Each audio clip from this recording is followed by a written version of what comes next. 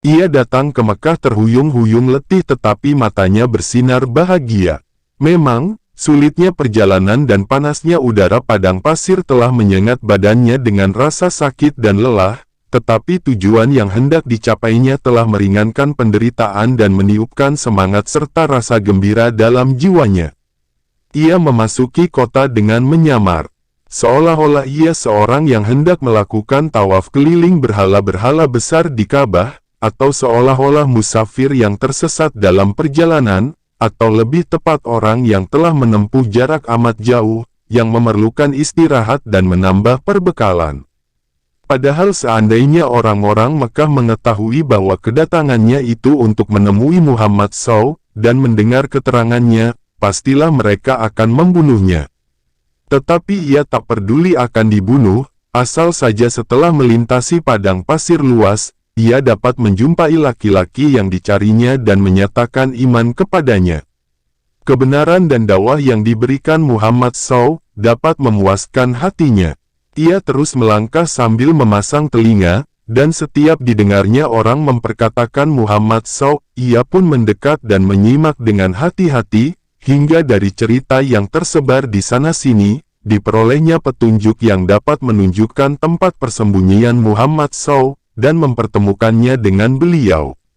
Di suatu pagi hari, ia pergi ke tempat itu, didapatinya Muhammad SAW, sedang duduk seorang diri. Didekatinya Rasulullah, katanya, "Selamat pagi, wahai kawan sebangsa." "Alaikassalam, wahai sahabat," ujar Rasulullah. Kata Abu Dzar, "Bacakanlah kepadaku hasil gubahan Anda." "Lah bukan syair hingga dapat digubah, tetapi adalah Quran yang mulia," ujar Rasulullah. "Bacakanlah kalau begitu," kata Abu Dzar pula. Maka dibacakanlah oleh Rasulullah, sedang Abu Dzar mendengarkan dengan penuh perhatian, hingga tidak berselang lama ia pun berseru, "Asyhadu alla ilaha illallah wa asyhadu anna Muhammadan abduhu wa rasuluh." "Anda dari mana, saudara sebangsa?" tanya Rasulullah. "Dari Ghifar," ujarnya. Maka terbukalah senyum lebar di kedua bibir Rasulullah, sementara wajahnya diliputi rasa kagum dan takjub. Abu Dzar tersenyum pula, karena ia mengetahui rasa terpendam di balik rasa kagum Rasulullah, demi mendengar bahwa orang yang telah mengaku Islam di hadapannya secara terang-terang itu, seorang laki-laki dari Ghifar. Ghifar adalah suatu kabilah atau suku yang tak ada taranya dalam soal menempuh jarak. Mereka jadi tamsil perbandingan dalam melakukan perjalanan yang luar biasa. Malam yang waran dan gelap gulita tidak menjadi soal bagi mereka, dan celakalah orang yang kesasar atau jatuh ke tangan kaum Ghifar di waktu malam. Sekarang, dikala agama Islam yang baru saja lahir, dan berjalan sembunyi-sembunyi, mungkinkah ada di antara orang-orang Ghifar itu seorang yang sengaja datang untuk masuk Islam? Berkatalah Abu Dzar dalam menceritakan sendiri kisah itu, maka pandangan Rasulullah pun turun naik, tak putus takjub memikirkan tabiat orang-orang Ghifar, lalu sabdanya, "Sesungguhnya Allah memberi petunjuk kepada siapa yang disukainya. Benar, Allah menunjuki siapa yang Allah kehendaki." Abu Dzar salah seorang yang dikehendaki Allah beroleh petunjuk, orang yang dipilihnya akan mendapat kebaikan. Dan memang, Abu Dzar ini seorang yang tajam pengamatannya tentang kebenaran.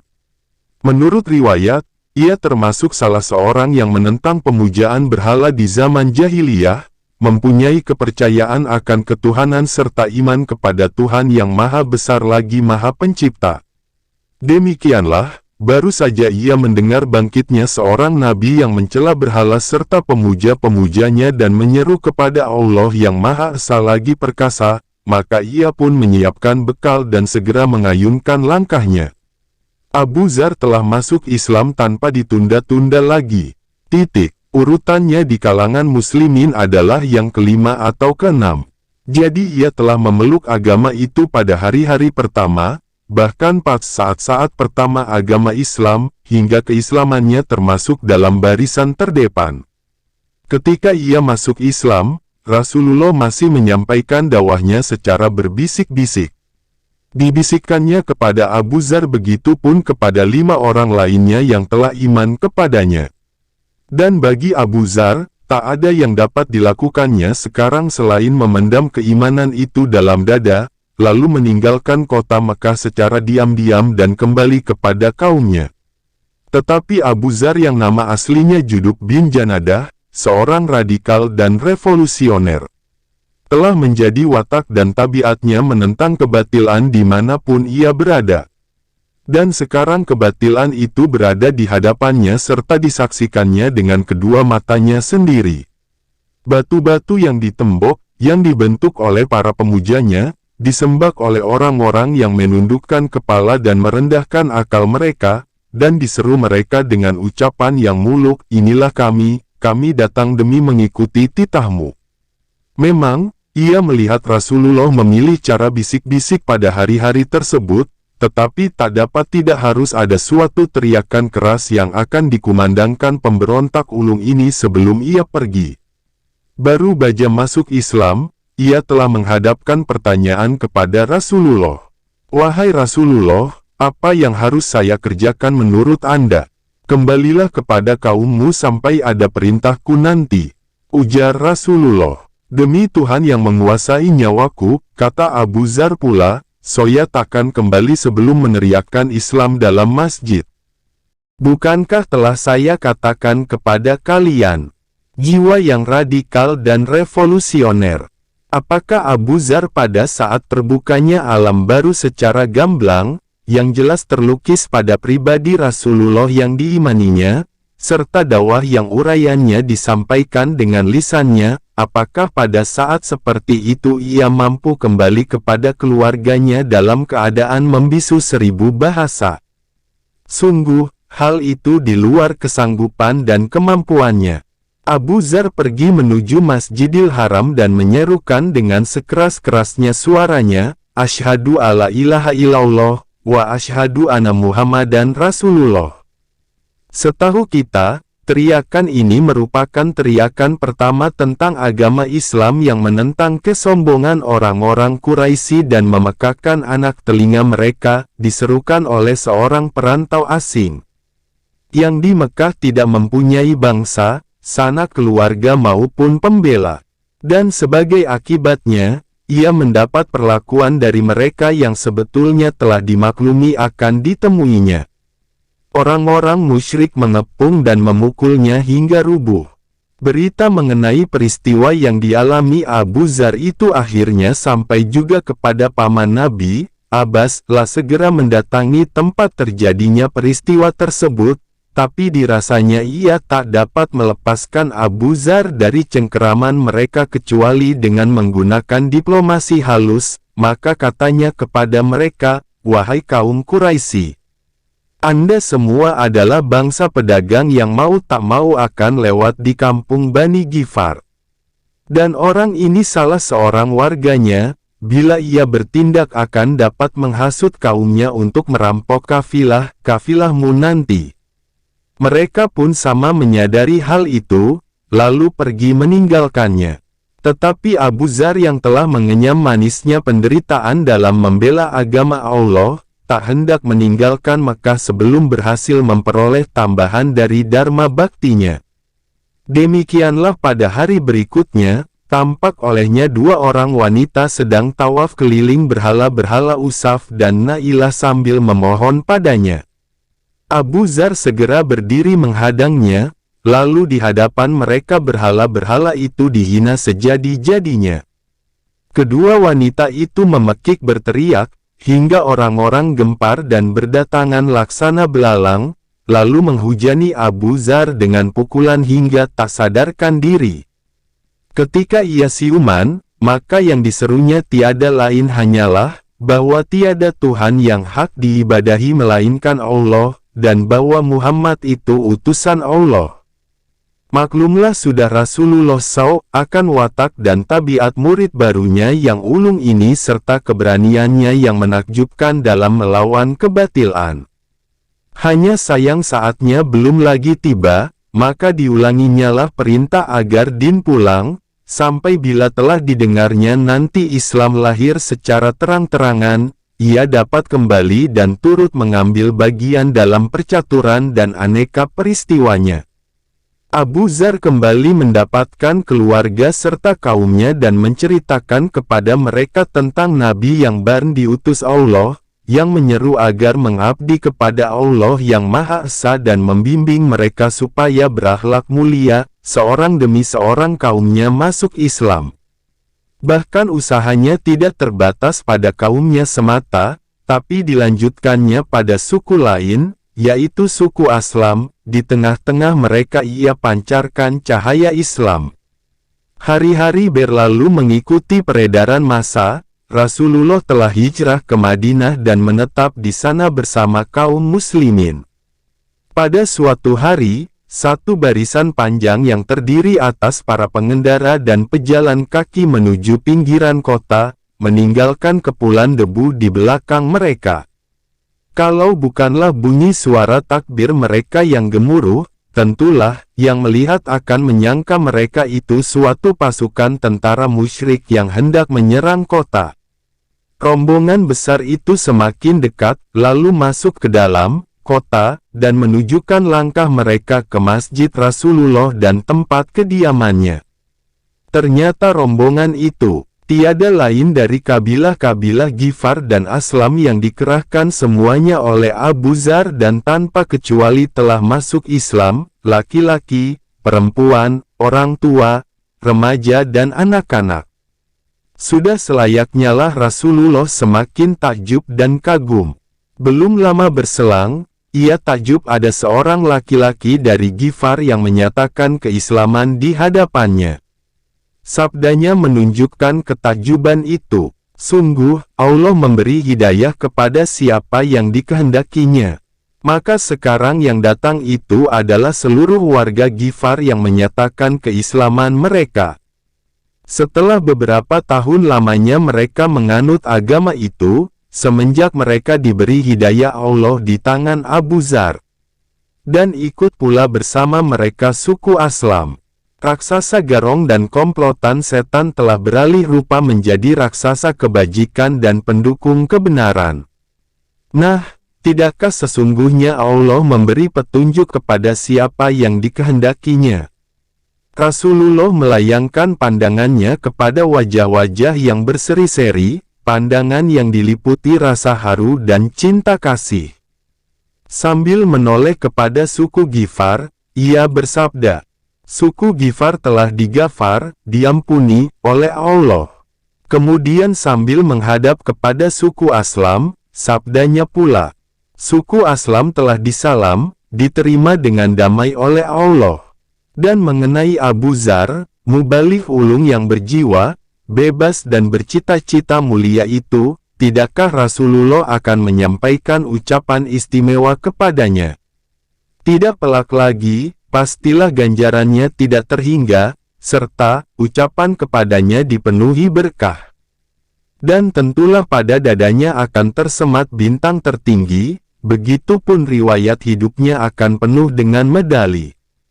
Turunan demi turunan serta generasi demi generasi akan berlalu pergi, tetapi manusia akan selalu mengulang-ulang apa yang disabdakan oleh Rasulullah SAW mengenai Abu Dzar ini. Takkan pernah lagi dijumpai di bawah langit ini, orang yang lebih benar ucapannya dari Abu Dzar. Lebih benarkah ucapannya dari Abu Dzar? Sungguh, Rasulullah SAW, bagai telah membaca hari depan sahabatnya itu, dan menyimpulkan kesemuanya pada kalimat tersebut. Kebenaran yang disertai keberanian, itulah prinsip hidup Abu Dzar secara keseluruhan. Benar batinnya, benar pula lahirnya. Benar akidahnya, benar pula ucapannya. Ia akan menjalani hidupnya secara benar, tidak akan melakukan kekeliruan. Dan kebenarannya itu bukanlah keutamaan yang bisu, karena bagi Abu Dzar, kebenaran yang bisu bukanlah kebenaran. Yang dikatakan benar ialah menyatakan secara terbuka dan terus terang, yakni menyatakan yang hak dan menentang yang batil, menyokong yang betul dan meniadakan yang salah. Benar itu kecintaan penuh terhadap yang hak, mengemukakannya secara berani dan melaksanakannya secara terpuji. Dengan penglihatannya yang tajam, bagai menembus ke alam gaib yang jauh tidak terjangkau atau samudera yang tidak terselami, Rasulullah SAW menampakkan segala kesusahan yang akan dialami oleh Abu Dzar sebagai akibat dari kebenaran dan ketegasannya. Maka selalu dipesankan kepadanya agar melatih diri dengan kesabaran dan tidak terburu nafsu. Pas suatu hari Rasulullah mengemukakan kepadanya pertanyaan berikut ini. Wahai Abu Dzar, bagaimana pendapatmu bila menjumpai para pembesar yang mengambil barang upeti untuk diri mereka pribadi? Jawab Abu Dzar, demi yang telah mengutus Anda dengan kebenaran, akan saya tebas mereka dengan pedangku. Sabda Rasulullah pula, maukah kamu aku beri jalan yang lebih baik dari itu? Ialah bersabar sampai kamu menemuiku. Tahukah Anda kenapa Rasulullah mengajukan pertanyaan seperti itu? Itulah persoalan pembesar dan harta. Nah, itulah persoalan pokok bagi Abu Dzar dan untuk itu ia harus membaktikan hidupnya. Suatu kemuskilan menyangkut masyarakat umat dan masa depan yang harus dipecahkannya. Hal itu telah dimaklumi oleh Rasulullah, dan itulah sebabnya kepada beliau mengajukan pertanyaan seperti demikian, yaitu untuk membekalinya dengan nasihat yang amat berharga, bersabarlah sampai kamu menemuiku. Maka Abu Dzar akan selalu ingat kepada wasiat guru dan Rasul ini. Ia tiadalah akan menggunakan ketajaman pedang terhadap para pembesar yang mengaut kekayaan dari harta rakyat sebagai ancamannya dulu, tetapi juga ia tidak akan bungkam atau berdiam diri walau agak sesaat pun terhadap mereka. Memang, seandainya Rasulullah SAW melarangnya menggunakan senjata untuk menebas leher mereka, tetapi beliau tidak melarangnya menggunakan lidah yang tajam demi membela kebenaran. Dan wasiat itu akan dilaksanakannya. Masa Rasulullah berlalulah sudah, disusul kemudian oleh masa Abu Bakar, kemudian masa Umar. Dalam kedua khilafah ini masih dapat dijinakkan sebaik-baiknya godaan hidup dan unsur-unsur fitnah pemecah belah, hingga nafsu angkara yang haus dahaga tidak beroleh angin atau mendapatkan jalan. Ketika itu tidak terdapat penyelewengan-penyelewengan yang akan mengakibatkan Abu Dzar bangkit menentang dengan suaranya yang lantang dan kecamannya yang pedas. Telah lama berlaku dalam pemerintahan Amirul Muminin Umar keharusan hidup sederhana dan menjauhi kemewahan serta menegakkan keadilan bagi setiap pejabat dan pembesar Islam. Begitupun para hartawan di mana mereka berada, telah melaksanakan disiplin ketat yang hampir saja tidak terpikul oleh kemampuan manusia. Tiada seorang pun di antara pejabatnya, baik di Irak, di Syria, sana, atau di negeri yang jauh letaknya sekalipun, yang memakan panganan mahal yang tidak terjangkau oleh rakyat biasa, kecuali selang beberapa hari berita itu akan sampai kepada Umar dan perintah keras pun akan memanggil pejabat yang bersangkutan menghadap khalifah di Madinah untuk menjalani pemeriksaan ketat. Akan tenanglah Abu Dzar kalau demikian, tenteram dan damai, selama Al-Faruqul Adim masih menjabat Amirul Mukminin.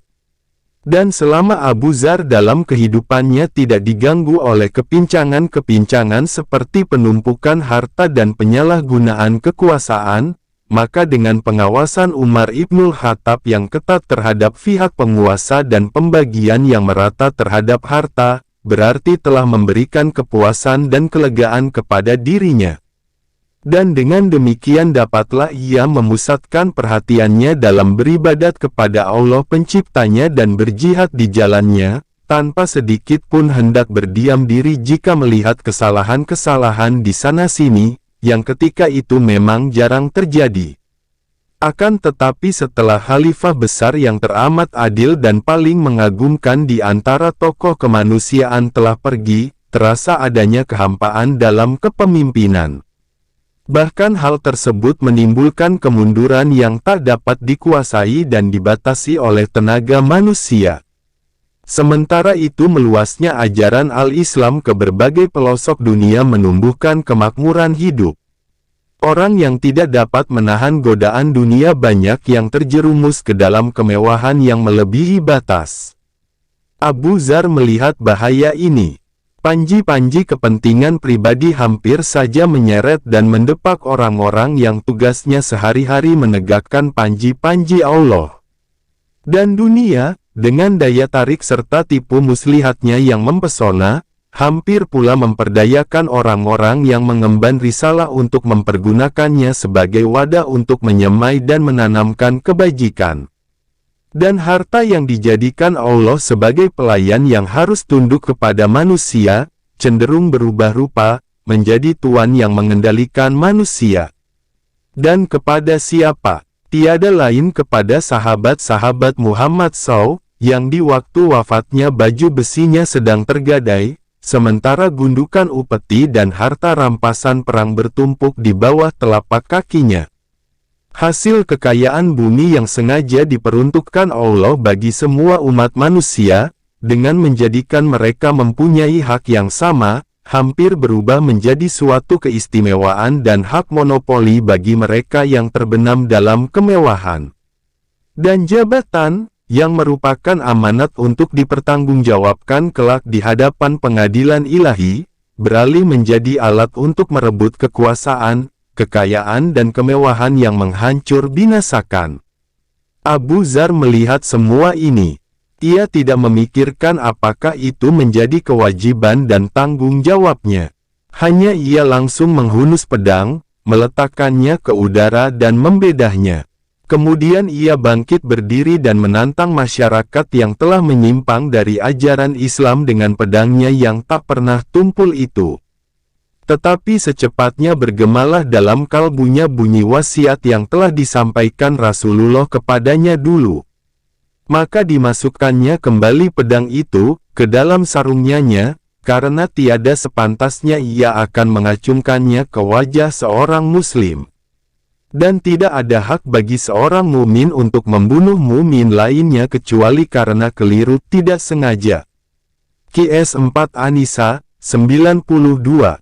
Bukankah dulu Rasulullah telah menyatakan di hadapan para sahabatnya bahwa di bawah langit ini takkan pernah lagi muncul orang yang lebih benar ucapannya dari Abu Dzar.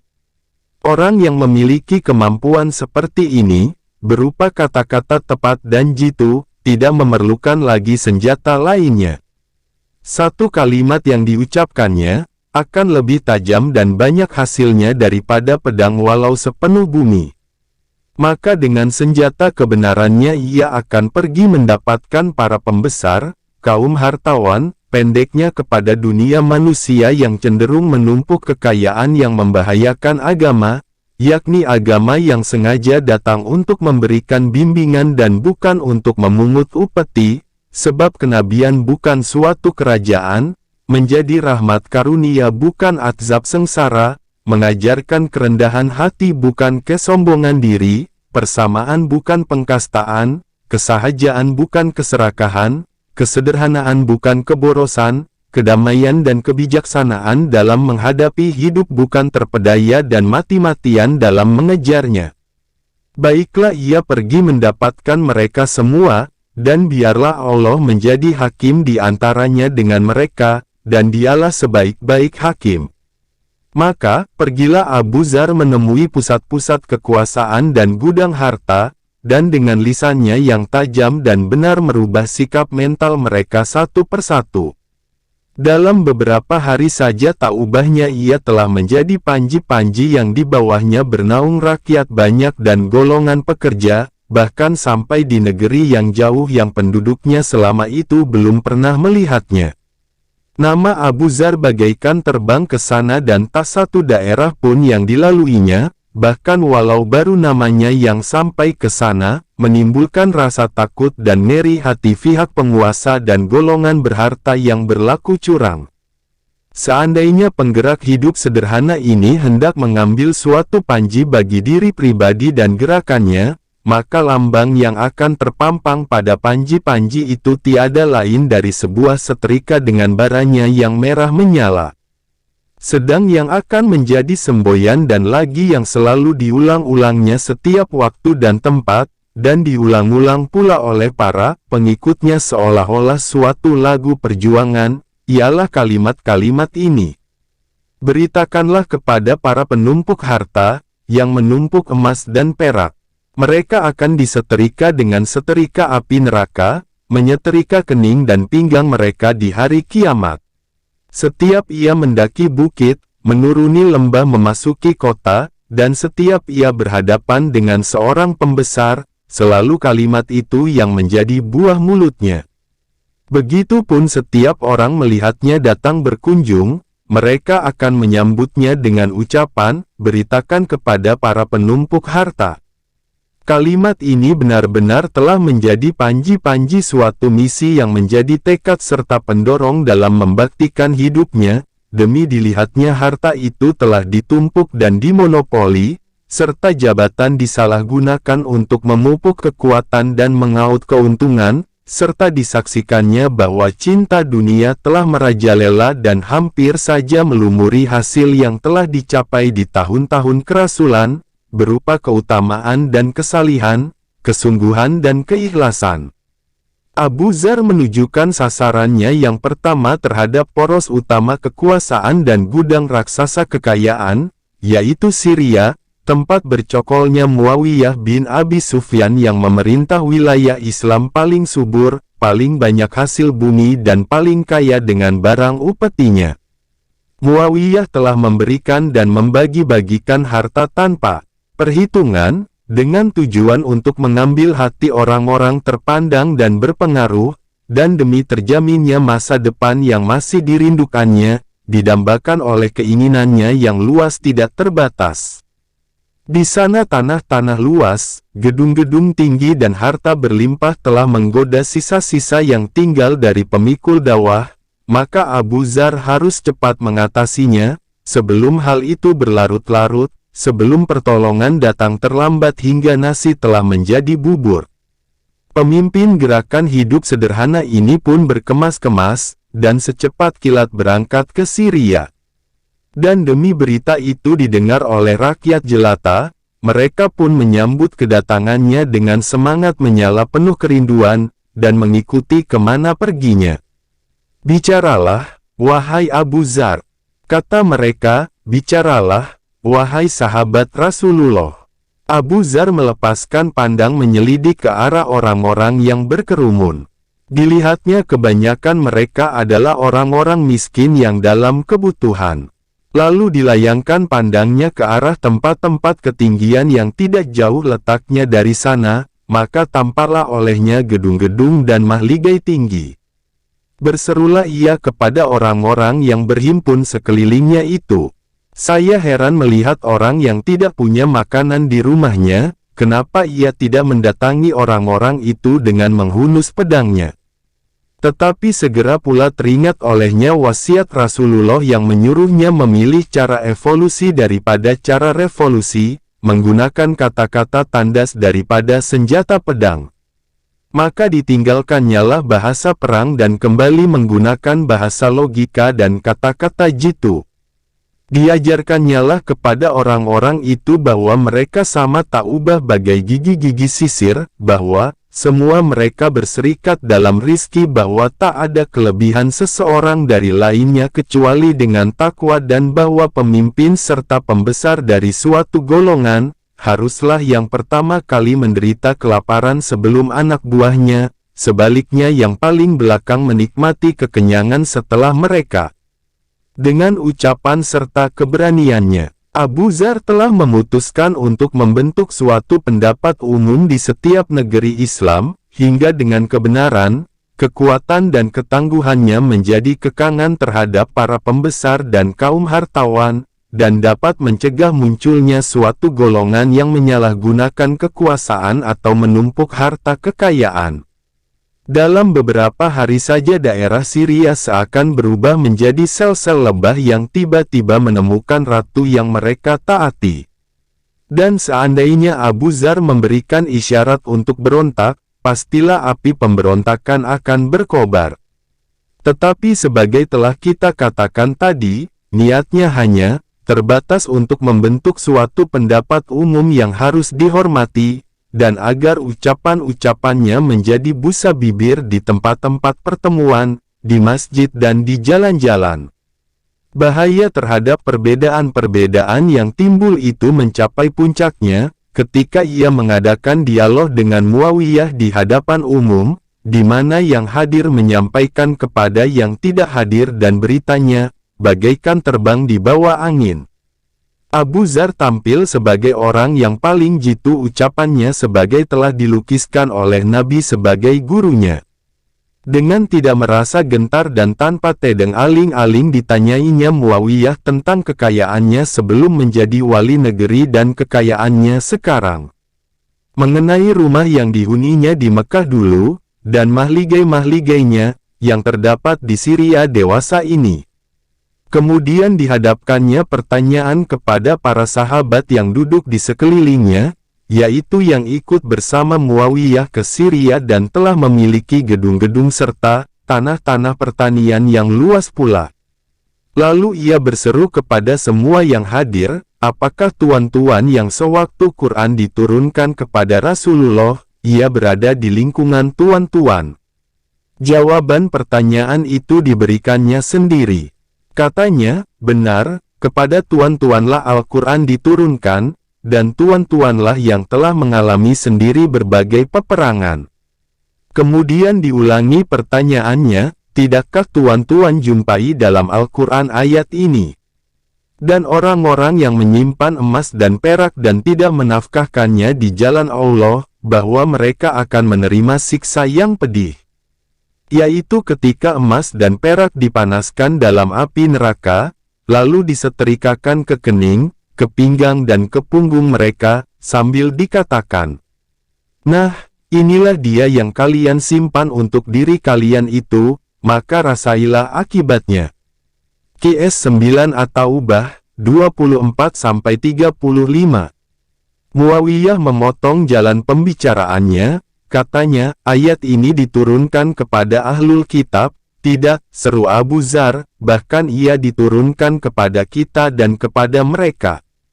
Jawab Abu Dzar, wahai putra saudaraku, kedua baju itu telah kuberikan kepada orang yang lebih membutuhkannya daripadaku.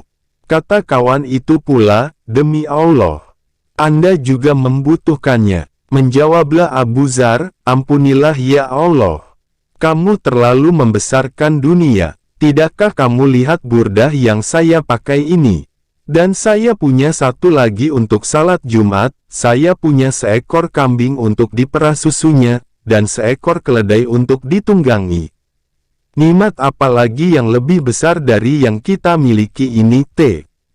Pada suatu hari ia duduk menyampaikan sebuah hadits, katanya, aku diberi wasiat oleh junjunganku dengan 7 perkara, disuruhnya aku agar menyantuni orang-orang miskin dan mendekatkan diri kepada mereka. Disuruhnya aku melihat kepada orang yang di bawahku dan bukan kepada orang yang di atasku. Disuruhnya aku agar tidak meminta sesuatu kepada orang lain. Disuruhnya aku agar menghubungkan tali silaturahmi. Disuruhnya aku mengatakan yang hak walaupun pahit. Disuruhnya aku agar dalam menjalankan agama Allah, tidak takut celaan orang. Dan disuruhnya agar memperbanyak menyebut, las haus wala quwata illa billah. Sungguh, ia hidup menjalani wasiat itu, dan ditempanya corak hidupnya sesuai dengan wasiat itu, hingga ia pun menjadi hati nurani masyarakat dari umat dan bangsanya. Berkata Imam Ali, tak seorang pun tinggal sekarang ini yang tidak memperdulikan celaan orang dalam menegakkan agama Allah, kecuali Abu Dzar.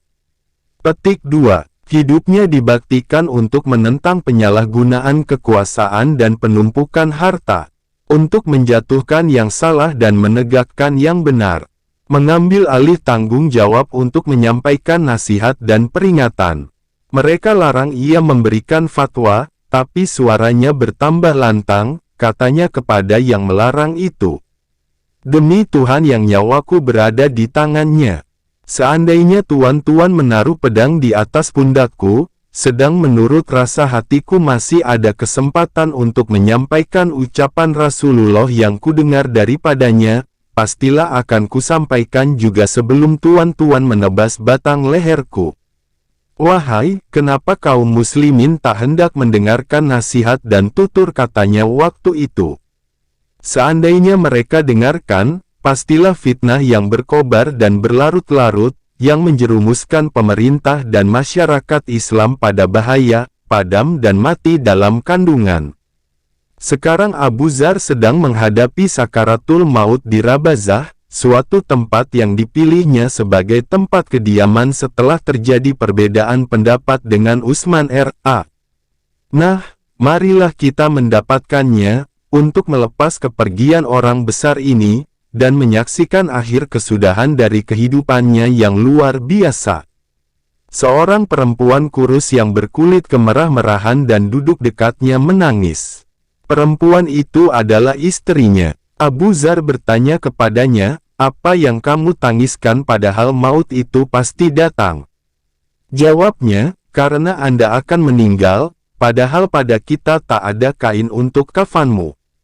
Petik 2. Abu Dzar tersenyum dengan amat ramah, seperti halnya orang yang hendak merantau jauh, lalu berkata kepada istrinya itu, "Janganlah menangis. Pada suatu hari, ketika saya berada di sisi Rasulullah bersama beberapa orang sahabatnya, saya dengar beliau bersabda, pastilah ada salah seorang di antara kalian yang akan meninggal di padang pasir liar, yang akan disaksikan nanti oleh serombongan orang-orang beriman."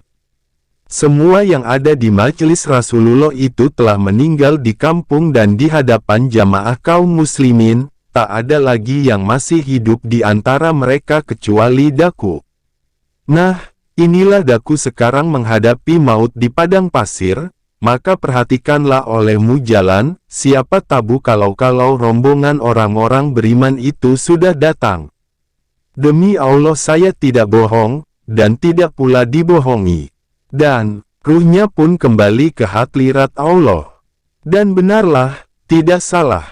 Kafilah yang sedang berjalan cepat di padang Sahara itu terdiri atas rombongan kaum mukminin yang dipimpin oleh Abdullah bin Mas'ud, sahabat Rasulullah SAW. Dan sebelum sampai ke tempat tujuan, Ibnu Mas'ud telah melihat sesosok tubuh yang terbujur seperti tubuh mayat, sedang di sisinya seorang wanita tua dengan seorang anak, kedua-duanya menangis. Dibelokkannya kekang kendaraan ke tempat itu, diikuti dari belakang oleh anggota rombongan. Dan demi pandangannya jatuh ke tubuh mayat, tampak olehnya wajah sahabatnya, saudaranya seagama dan saudaranya dalam membela agama Allah, yakni Abu Dzar. Air matanya mengucur lebat, klan di hadapan tubuh mayat yang suci itu ia berkata, "Benarlah ucapan Rasulullah, Anda berjalan sebatang kara, mati sebatang kara, dan dibangkitkan nanti sebatang kara." Ibnu Mas'ud R.A. pun duduklah, lalu diceritakan kepada para sahabatnya maksud dari pujian yang diucapkannya itu, "Anda berjalan seorang diri, mati seorang diri dan dibangkitkan nanti seorang diri." Ucapan itu terjadi di waktu Perang Tabuk tahun ke-9 Hijrah. Rasulullah SAW telah menitahkan untuk maju memapak dan menghadang pasukan Romawi yang telah berkumpul di suatu tempat, telah siap perang akan menggempur umat Islam. Kebetulan waktu Nabi menyerukan kaum muslimin untuk berjihad itu, di saat musim susah dan panas terik. Tempat yang akan dituju jaraknya amat jauh, sedang musuh menakutkan pula. Sebagian kaum muslimin ada yang enggan ikut serta karena berbagai alasan. Rasulullah dan para sahabatnya berangkatlah diikuti oleh sebahagian orang setengah terpaksa karena enggan. Dan bertambah jauh perjalanan mereka, bertambah pula kesulitan dan kesusahan yang diderita. Bila ada orang yang tertinggal di belakang, mereka berkata, "Wahai Rasulullah, si Anu telah tertinggal." Maka ujarnya, "Biarkanlah, andainya ia berguna, tentu akan disusulkan oleh Allah pada kalian. Dan andainya tidak, maka Allah telah membebaskan kalian daripadanya. Pada suatu kali, mereka melihat berkeliling, kiranya tiada tampak oleh mereka Abu Dzar. Maka kata mereka kepada Rasulullah SAW, Abu Dzar telah tertinggal, keledainya menyebabkan ia terlambat. Rasulullah mengulangi jawabannya tadi. Keledai Abu Dzar memang telah amat lelah disebabkan lapar dan haus serta terik matahari, hingga langkahnya menjadi gontai. Ada dicobanya dengan berbagai akal menghalaunya agar berjalan cepat, tetapi kelelahan bagai merantai kakinya. Abu Dzar merasa bahwa jika demikian ia akan ketinggalan jauh dari kaum muslimin hingga tak dapat mengikuti jejak mereka. Maka ia pun turun dari punggung kendaraannya, diambilnya barang-barang dan dipikul di atas punggungnya, lalu diteruskannya perjalanan dengan berjalan kaki. Dipercepatlah langkahnya di tengah-tengah padang pasir yang panas bagai menyala itu, agar dapat menyusul Rasulullah SAW dan para sahabatnya. Di waktu pagi, ketika kaum muslimin telah menurunkan barang-barang mereka untuk beristirahat, tiba-tiba salah seorang dari anggota rombongan melihat dari kejauhan debu naik ke atas, sedang di belakangnya kelihatan sosok tubuh seorang laki-laki yang mempercepat langkahnya. "Wahai Rasulullah," kata orang yang melihat itu ada seorang laki-laki berjalan seorang diri. Ujar Rasulullah SAW, mudah-mudahan orang itu Abu Dzar. Mereka melanjutkan pembicaraan sambil menunggu pendatang itu selesai menempuh jarak yang memisahkan mereka, di saat mana mereka akan mengetahui siapa dia.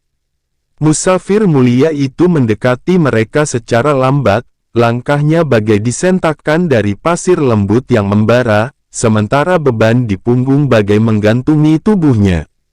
Namun ia tetap gembira penuh harapan, karena berhasil menyusul kafilah yang dilingkungi.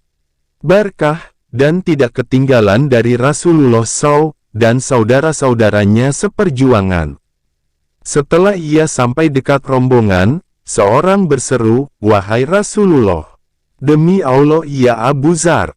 Sementara itu Abu Dzar menunjukkan langkahnya ke arah Rasulullah. Dan demi Rasulullah melihatnya, tersungginglah senyuman di kedua bibir beliau, sebuah senyuman yang penuh santun dan belas kasihan, sabdanya. Semoga Allah melimpahkan rahmatnya kepada Abu Dzar. Ia berjalan sebatang kara, meninggal sebatang kara, dan dibangkitkan nanti sebatang kara. Setelah berlalu masa 20 tahun atau lebih dari hari yang kita sebutkan tadi, Abu Dzar wafat di padang pasir Rabazah sebatang kara. Setelah sebatang kara pula ia menempuh hidup yang luar biasa yang tak seorang pun dapat menyamainya. Dan dalam lembaran sejarah, ia muncul sebatang kara, yakni orang satu-satunya, baik dalam keagungan zuhud maupun keluhuran cita, dan kemudian di sisi Allah ia akan dibangkitkan nanti sebagai tokoh satu-satunya pula, karena dengan tumpukan jasa-jasanya yang tidak terpemadai banyaknya, tak ada lowongan bagi orang lain untuk berdampingan.